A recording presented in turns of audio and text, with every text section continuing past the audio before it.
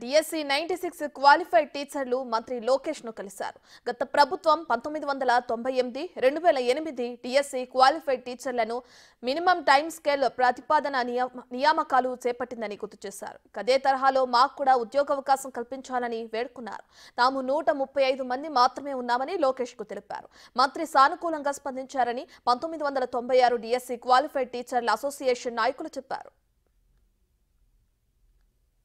మేమంతా కూడా రాష్ట్రం మొత్తం మీద డిఎస్సి 1996 క్వాలిఫైడ్ టీచర్స్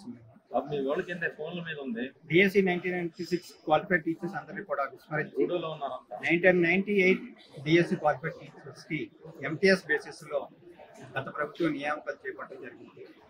ఆ విధంగా మేము అన్యాయం అయ్యామని తెలియజేస్తూ మంత్రి లోకేష్ గారికి కూడా మేము ఈరోజు వినతిపత్రం కూడా సమర్పించడం జరిగింది.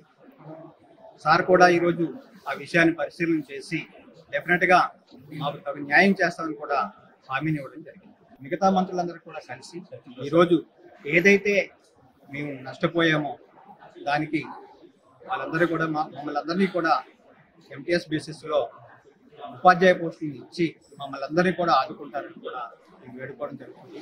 రాష్ట్రం మొత్తం మీద 135 మంది మాత్రమే మేము మిగిలి ఉన్నాము డిఎస్సి 1996లో.